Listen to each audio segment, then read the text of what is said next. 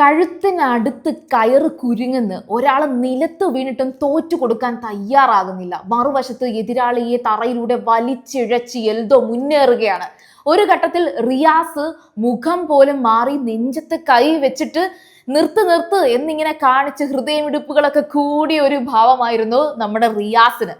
ഇന്നത്തെ അഗ്നി പരീക്ഷയിൽ ഫിസിക്കൽ ടാസ്ക് ശരിക്കും ഒരു അഗ്നി പരീക്ഷയായിട്ട് തന്നെ മാറി.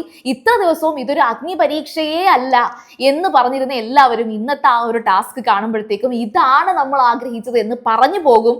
പക്ഷേ ശരിക്കും പറഞ്ഞാൽ ഇത്രയും വലിയൊരു തീക്കളി, ഇത്രയും വലിയൊരു അഗ്നി പരീക്ഷ വേണോ? ഇത് ജനാധിപത്യത്തിന് നിരക്കുന്നതാണോ എന്നൊക്കെ നമ്മൾ ചോദിച്ചു പോകുന്നു. പക്ഷേ ഇത് ബിഗ് ബോസ് ആണ്. ബിഗ് ബോസിന്റെ ഗെയിം ഇങ്ങനെയൊക്കെയാണ്. നമ്മൾ ഇങ്ങനെയൊക്കെ അറിഞ്ഞുകൊണ്ട് തന്നെ വേണം ഇവിടെ ചെല്ലാൻ. ഇനി ഓൾറെഡി എൽദോയെ കുറിച്ച് പറയുകയാണെങ്കിൽ നമ്മൾ തൊട്ട് മുമ്പത്തെ അല്ലെങ്കിൽ ഇന്നലത്തെ വീഡിയോയിൽ എൽദോയെ കുറിച്ച് വാദോരാതെ പറയാൻ എനിക്കുണ്ടായിരുന്നു. അതുപോലെ തന്നെ സോഷ്യൽ മീഡിയയിൽ ആ ഒരു പ്രസൻസ്, എൽദോയെ കുറിച്ചുള്ള ചർച്ചകളൊക്കെ ഇന്നലെ അടിപൊളിയായിട്ട് ഉണ്ടായി. അപ്പം ഓൾറെഡി ബിഗ് ബോസ് അഗ്നി പരീക്ഷയിൽ എൽദോയുടെ സ്ഥാനം ഉറപ്പിച്ചു കഴിഞ്ഞു.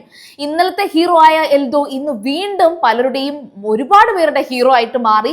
അതേസമയം ഷാമോൻ വില്ലനായിട്ട് എൽദോയെ അവിടെ ചൂസ് ചെയ്തത് ഷാമോന് ഒരു നെഗറ്റീവ് ആയോ എന്നൊരു ഡൗട്ട് എനിക്ക് തോന്നി. കാരണം ഷാമോൻ പറയുന്നതിനകത്തൊന്നും ഒരു ക്ലാരിറ്റി വരുന്നില്ല. ഷാമോൻ വന്ന സമയത്ത് ഒരുപാട് ടാസ്കുകളിലൊക്കെ ഫെയർ ആയിട്ട് ഗെയിം ചെയ്തൊരു വ്യക്തിയാണ് ഷാമോൻ.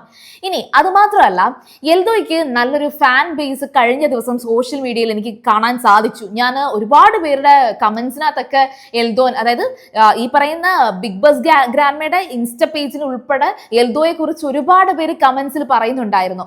മാത്രമല്ല എൽദോയുടെ പൊളിറ്റിക്കൽ വ്യൂ വരെ അവർ പലയിടത്തും സംസാര വിഷയമാക്കി മാറ്റിയിട്ടുണ്ട്. അപ്പോൾ ഇന്നത്തെ ഏറ്റവും അടിപൊളിയായ ആ ഒരു ഫിസിക്കൽ ടാസ്കിലേക്ക് തന്നെ നമുക്ക് കടക്കാം. അതിനു മുന്നേ നിങ്ങൾ ആദ്യമായിട്ടാണ് ചാനൽ കാണുന്നതെങ്കിൽ ചാനൽ ഒന്ന് സബ്സ്ക്രൈബ് ചെയ്തിട്ട് കാണുക. അതുപോലെ ഷെയർ ചെയ്യാൻ ഒന്നും നിങ്ങൾ മറന്നു പോകേണ്ട.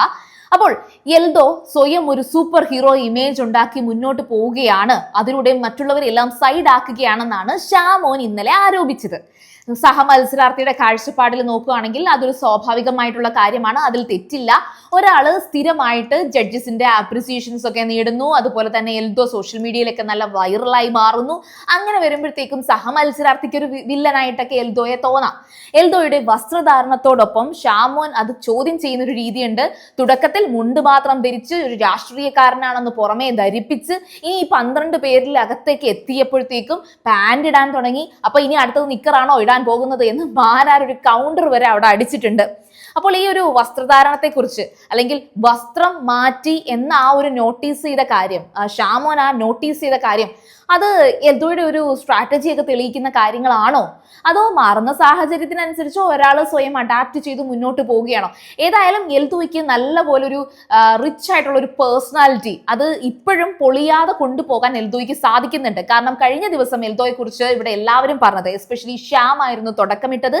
എൽദോ ഒരു അച്ചടി ഭാഷയിൽ സംസാരിക്കുന്നു, സ്ക്രിപ്റ്റഡ് ആണ്, ഈ പറയുന്ന പുള്ളിക്കാരൻ ഇങ്ങനെ കാണുന്ന, നമ്മൾ ഈ കാണുന്ന പുള്ളിക്കാരനല്ല, അതൊരു ഫേക്ക് പേഴ്സണാലിറ്റിയാണ്, അല്ലാതെ എല്ലാവരുടെയും ഫ്രണ്ട്ലി ആയിട്ട് സംസാരിക്കാൻ കഴിവുള്ള എൽദോ ഇവിടെ ഒരു വേദി കിട്ടുമ്പോഴത്തേക്കും ഭയങ്കര പോളിഷ്ഡ് ആയിട്ട് ബിഹേവ് ചെയ്യുന്നു എന്നുള്ള രീതിയിലാണ് സംസാരിച്ചത്. അതിന് കറക്റ്റായിട്ട് എൽദോ കഴിഞ്ഞ ദിവസമേ മറുപടി കൊടുത്തിരുന്നു.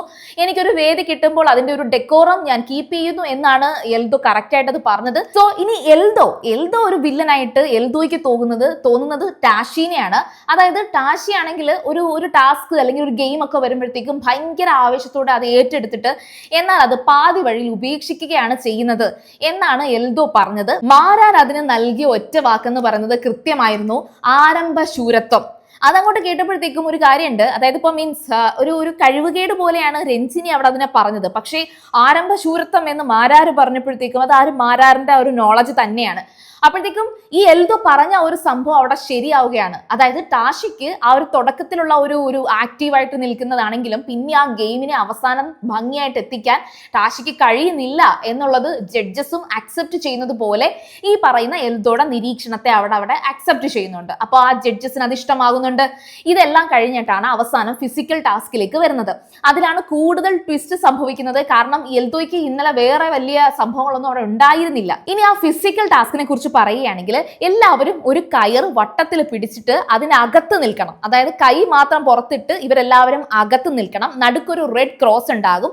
ഇവർ വട്ടത്തിൽ അങ്ങോട്ടും ഇങ്ങോട്ടും പിടിച്ച് ഈ റെഡ് ക്രോസിനകത്ത് ഒരാളെ അതിനകത്ത് കൊണ്ടുവന്ന് ആക്കിയാൽ അവരെ ഔട്ടാക്കാൻ പറ്റും. അപ്പൊ ഇവരെല്ലാവരും കൂട്ടമായിട്ട് ഒരു പ്ലാൻ ചെയ്ത് കളിക്കുകയാണെങ്കിൽ ഒരുപാട് പേര് അതിനകത്ത് ഔട്ടാക്കാൻ സാധിക്കും. പക്ഷെ തുടക്കം തൊട്ടേ പൂജയൊക്കെ നന്നായിട്ട് കളിക്കുന്നുണ്ടായിരുന്നു. പൂജ കളിച്ചില്ലെന്നല്ല, പക്ഷെ പൂജ ഉൾപ്പെടെ എല്ലാവരും ഈ കുളത്തിനകത്ത്, അതായത് റെഡ് ക്രോസിനകത്ത് വരാതിരിക്കാൻ മാത്രം ശ്രമിച്ചുകൊണ്ടിരുന്നു. അതിൽ തുടക്കം ഒരു ഫെയർ ആയിട്ട് ഗെയിം കളിച്ചത് വേറെ ആരുമല്ല, ഷാമോനാണ്. അതായത് ഷാമോന് ശരിക്കും പറഞ്ഞാൽ ആരെങ്കിലേക്ക് ടാർഗറ്റ് ചെയ്ത് അതിനകത്ത് കൊണ്ടുവരണം എന്ന് പറഞ്ഞ് വലിക്കാൻ, അതായത് ഷാമോൻ തുടക്കമേ ഒരു എഫേർട്ട് ഇടുന്നുണ്ട്. പക്ഷേ ബാക്കിയുള്ളവരെല്ലാവരും ആദ്യം ഒരു സേഫ് ഗെയിമാണ് കളിച്ചത്. പറഞ്ഞ് ഷാമോൻ അവസാനം വെള്ളം ചോദിക്കുന്നുണ്ട് ആദ്യം. അതായത് വലിക്കുന്നൊക്കെ പറഞ്ഞിട്ട് ഇനി പിന്നെ വലിക്കല്ലേ എന്ന് പറയുമ്പോഴത്തേക്ക് രഞ്ജിനി എടുത്ത് ചോദിക്കുന്നുണ്ട്, എന്ത് വലിക്കണ്ട, വൈ എന്നിങ്ങനെ ചോദിക്കുന്നുണ്ട്. അപ്പോഴത്തേക്കും ഷാമോൻ കുറച്ചൊന്ന് നെർവസ് ആവുന്നുണ്ട്. ഷാമോൻ അതിനുശേഷം എനിക്ക് കുറച്ച് വെള്ളം വേണമെന്ന് പറയുമ്പോഴത്തേക്കും രഞ്ജിനി പറയുന്നുണ്ട്, വെള്ളോ, ഇത് ഗെയിമാണ്, ക്വിറ്റ് ചെയ്ത് പോ എന്ന് പറയുന്നുണ്ട്. അതിനു മുന്നേ തന്നെ സോന ക്വിറ്റ് ചെയ്തു കേട്ടോ. സോന ക്വിറ്റ് ചെയ്യാനുള്ള കാരണം എന്റെ കയ്യും പോയി, എന്റെ കാലും മടങ്ങി എന്ന് പറഞ്ഞിട്ടാണ് സോന ക്വിറ്റ് ചെയ്യുന്നത്.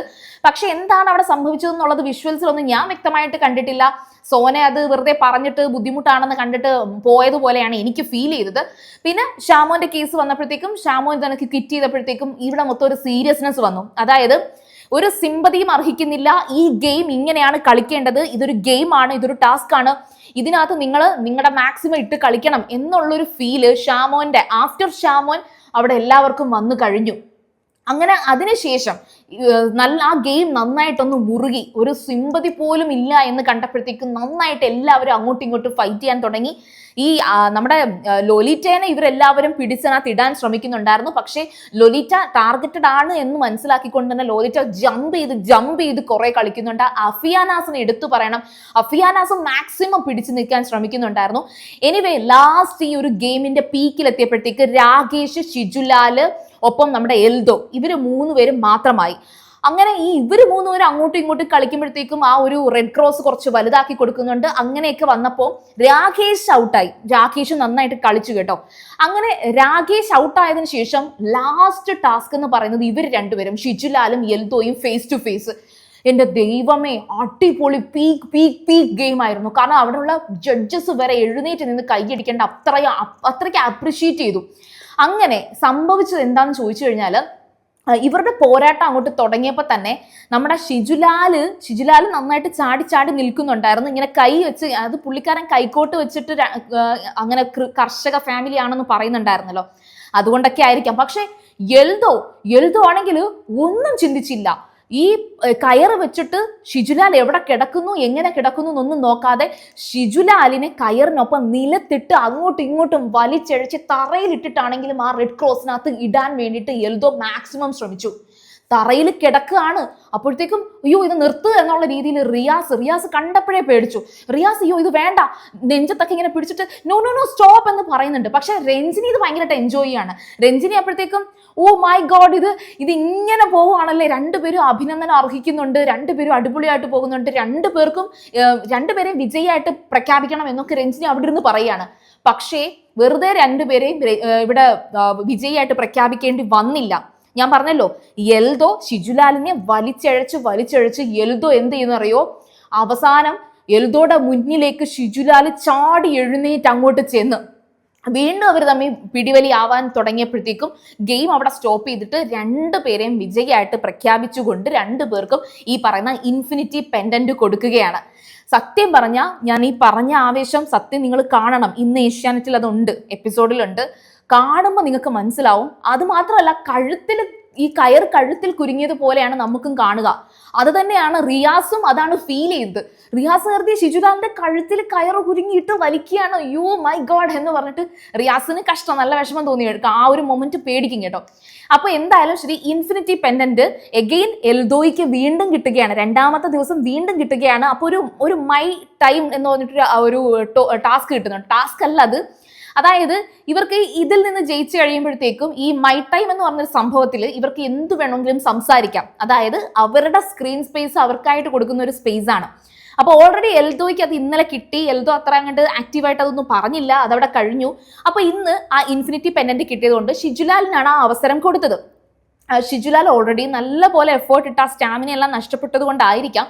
ഏതായാലും ഈ പറയുന്ന അന്നത്തെ ദിവസത്തെ കുറിച്ചുള്ള ഓവറോൾ പെർഫോമൻസിനെ കുറിച്ച് പറയാം, അയാളെ കുറിച്ച് പറയാം, ജഡ്ജസിനെ കുറിച്ച് പറയാം. ഇതൊക്കെയാണ് മൈ ടൈമിൽ പറയേണ്ടത് എങ്കിൽ കൂടിയും പ്രത്യേകിച്ചൊന്നും ഒരു ശക്തമായിട്ടുള്ള വാക്കുകളൊന്നും അവിടെ നിന്ന് ഞാൻ കേട്ടില്ല. പക്ഷെ ആ സമയം കഴിഞ്ഞതിന് ശേഷവും ഇവർ ആ ഫിസിക്കൽ പെർഫോമൻസിന് ശേഷമുള്ള കാര്യങ്ങൾ തന്നെ പറഞ്ഞുകൊണ്ടിരുന്നപ്പം മാരാര് എടുത്തു തന്നെ പറഞ്ഞു, നിങ്ങൾക്ക് ഈ മൈ ടൈം തരുമ്പോൾ നിങ്ങൾ അത് മാക്സിമം യൂസ് ചെയ്യാൻ നോക്കുക. മൈ ടൈം കിട്ടിയാൽ ജഡ്ജസ് പറയുന്നതൊക്കെ കേട്ട് തലകുലുക്കി അവിടെ നിന്നിട്ട് മടങ്ങാനുള്ളതല്ല. പകരം ജഡ്ജസിനെ വരെ ചലഞ്ച് ചെയ്ത് ജഡ്ജസിന്റെ കുറ്റങ്ങളൊക്കെ എണ്ണി എണ്ണി പറഞ്ഞ് അവിടെ അത് ചലഞ്ച് ചെയ്ത് പ്രൂവ് ചെയ്യിപ്പിക്കാൻ അവർക്ക് പറ്റുകയാണെങ്കിൽ അതൊരു നല്ല സ്പേസ് ആയിരിക്കും. അതുപോലെ സഹ മത്സരാർത്ഥികളെ കുറിച്ച് പറയാം, തന്റെ മത്സരത്തിന്റെ സ്വന്തം മത്സരത്തിന്റെ സ്ട്രാറ്റജിയെ കുറിച്ച് പറയാം. ഇതൊന്നും പറയാതെ ഷിജുലാൽ എന്തൊക്കെയോ പറഞ്ഞു. ശരിക്കും പറഞ്ഞാൽ ഷിജുലാൽ അങ്ങനെ പറഞ്ഞില്ല എന്ന് കരുതി ഞാൻ അത് നെഗറ്റീവായിട്ട് പറയുന്നില്ല. കാരണം റിയാസ് തന്നെ അടുത്ത ഇതിൽ പറയുന്നുണ്ട്, ഓൾറെഡി നല്ല ടയേർഡായി, അത്രയും അവിടെ കിടന്ന് സ്റ്റാമിന എല്ലാം പോയിട്ടാണല്ലോ വരുന്നത്, അപ്പൊ അത്രയൊന്നും ചിന്തിക്കത്തില്ല. സോ ഇവർക്ക് ആ മൈ ടൈം കിട്ടുന്നത് കുറച്ച് വേസ്റ്റ് ആണ്, അല്ലെങ്കിൽ അവർക്ക് കിട്ടുന്ന ടൈം അതൊരു ക്രൂഷ്യൽ ടൈമിലാണെന്ന് എനിക്ക് തോന്നി. എനിവേ ഓവറോൾ എപ്പിസോഡ് നോക്കുകയാണെങ്കിൽ ഞാൻ ഓൾറെഡി 2 വീഡിയോ അപ്ലോഡ് ചെയ്തിട്ടുണ്ട്. സോനയെ കുറിച്ച്, ഷിബിനെ കുറിച്ച്, രാകേഷിനെ കുറിച്ച്. ഇതൊക്കെ നിങ്ങൾ ചാനൽ കയറി നോക്കുക. അതിനുശേഷം നിങ്ങൾക്ക് ഈ വീഡിയോ കാണുമ്പോൾ മനസ്സിലാവും ഇന്നത്തെ ആ ഒരു ഫുൾ എപ്പിസോഡ് എന്ന് പറയുന്നത് ഇവരെല്ലാവരും ഒന്നിച്ചു കൊണ്ടുപോയി. ആകെ കൂടി ഇവരുടെ ഗ്രാഫ് കുറച്ച് കുറഞ്ഞു, പിന്നോട്ട് പോയി എന്ന് എനിക്ക് തോന്നിയത് പൂജ, ഷാമോൻ ഇവരൊക്കെയാണ്. പക്ഷേ കുഴപ്പമില്ല, ഇനി അടുത്തത് ഇനിയും ഇപ്പൊ ഈ 12 പേര് തന്നെയാണ് ഇനിയും നിൽക്കുന്നത്. അടുത്ത ഒരാഴ്ച കൂടി ഇവർ തന്നെയായിരിക്കും മത്സരം. അവസാനമായിരിക്കും വോട്ടെടുപ്പിലൂടെ. എനിക്ക് തോന്നുന്നു 5 ദിവസത്തോളം ഇനിയിപ്പോ ഇങ്ങനെ തന്നെ പോവുമായിരിക്കും.